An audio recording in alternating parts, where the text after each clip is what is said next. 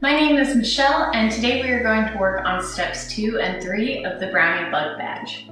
So what you're going to need for step 2 is an empty egg carton, some scissors, paints or markers, and something to use for antenna.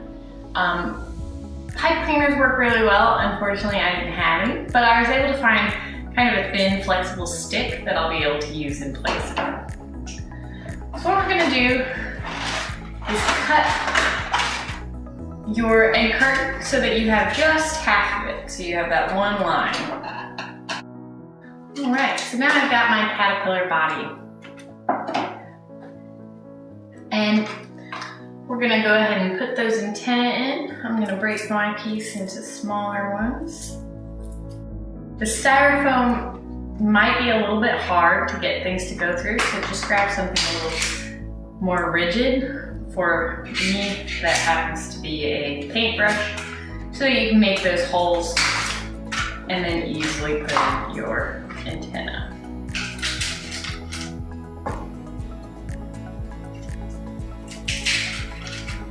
Okay. And it looks like my antenna doesn't want to stay, so I'm just going to grab a little bit of tape and go on the inside and tape that in right where I want it. And then you get to decorate.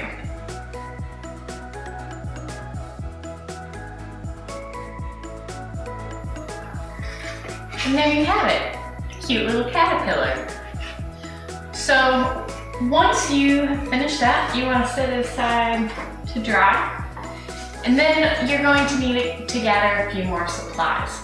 What we're going to do next is create a bug box. For that bug box, you're going to need a cardboard box, something small, something like a shoe box would be ideal, but anything about that size. You're also going to need some glue or tape and some clear plastic wrap. Give me just a moment and I'm going to go gather my supplies. Okay, so now that we've gathered some supplies, what you want to do is you're going to cut a window into your box so that you can see your bugs once you catch them. For this, you're going to want an adult to help you. You're going to need preferably a box cutter, but scissors could work as well, or just a regular knife. But get an adult to help you out, because if you don't do it correctly, it could get a little dangerous, and we want to stay safe. So you're just going to cut out a nice little square into your box. All right. And now we have a nice opening. Once you have that, you want to cover it with some of that clear plastic wrap, because otherwise your bugs are going to get out very quickly. And then just tape that in place, because again, you don't want your bugs to get out. Alright, there you have it. So you have a nice little window to observe your bugs. So the next thing, the final thing that you have to do before going out to catch some bugs to put in it is make a few breathing holes. You want to make sure that you make them small enough so that your bugs can't escape. So we're just going to put a few breathing holes up here at the top.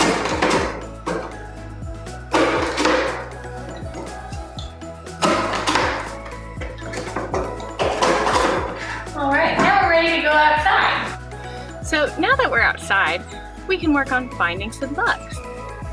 So the key to finding bugs is to look everywhere. They're small and sometimes they can be hard to find. If you have any like big rocks or maybe sticks or something that have been sitting for a long time, those are really great to lift up and look under, and you can find some cool things. Speaking of bugs, I just had a slug fall onto my toe. I'm not even sure where it came from.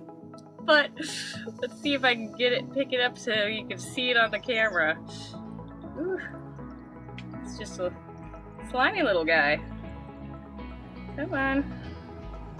All right, so here we have a fun little slug that seemed to come out of the sky. I'm gonna assume that it fell off of one of the branches nearby. So I can go ahead and put him in my little bug home. There we go. He's in there. You probably can't see him because he was a small little guy. But once you find a few bugs, you want to put in some things from around where they were found. So since he landed on me, I'm not completely certain where he came from, but I do know that slugs like to be around greenery. So I want to put some leaves and maybe some like wood chips, because they do kind of tend to hang out in those areas, and put a few things in there so that they can feel at home. Keep looking. You can keep looking for as many bugs as you'd like. Be careful which ones you put together, because some of them might be predators to others.